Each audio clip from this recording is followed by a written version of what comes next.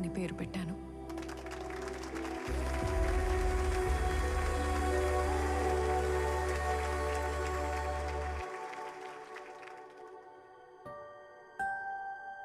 And I'm proud to say I found my man.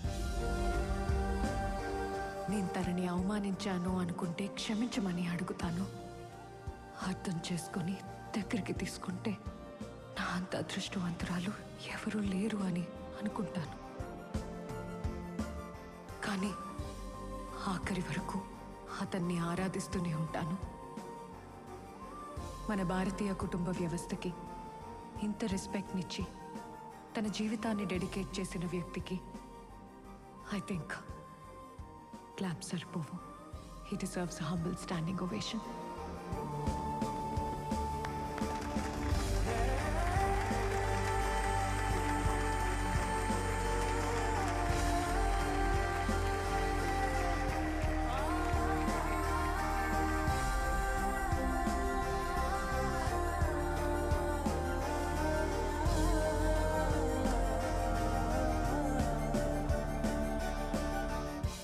Phone పనిచేయదు ఇంకా. That phone doesn't work.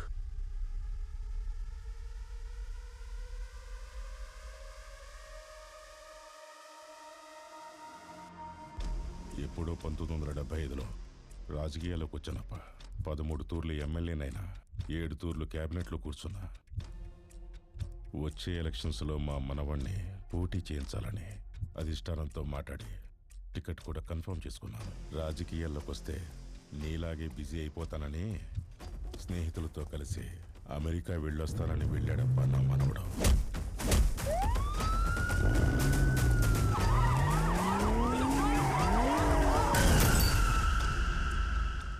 అవిటోడై వచ్చాడు. తిప్పని doctor లేడు, చేయించని వైద్యం లేదు. చచ్చేదాకా మంచానికి తేల్చేశారు. నర్సును పెడదాం అనుకున్నాను, నమ్మకం కుదరలేదు. ఇంటిదానికి అప్పచెప్దామంటే వయసు సహకరించట్లేదు.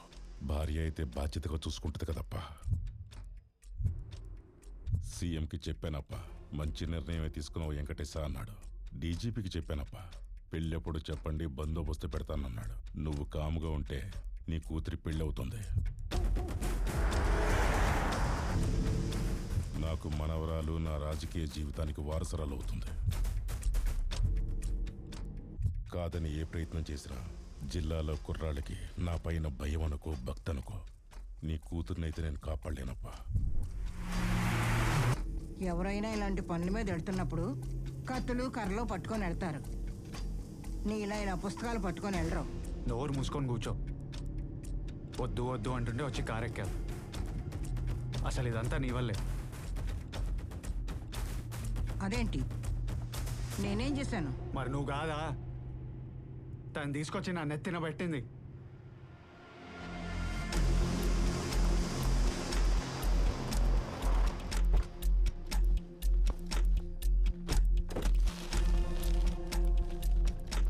దా ఇవందరికి వాళ్ళకెందుకురా? నోరు మూసుకొని ఇవ్వు. ఏంటిది? నోరు మూసుకొని తీసుకో. నాకు అంతే తెలుసు. తీసుకో. ఇదిగో అమ్మా.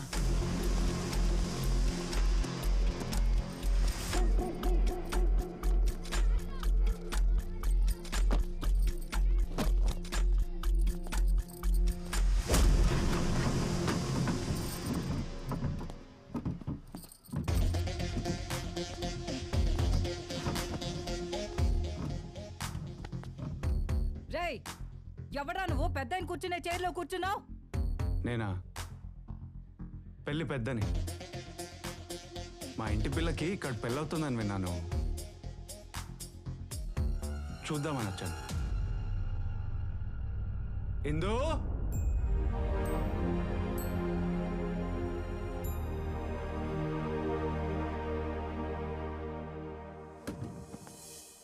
అమ్మా ఇందు తల్లి.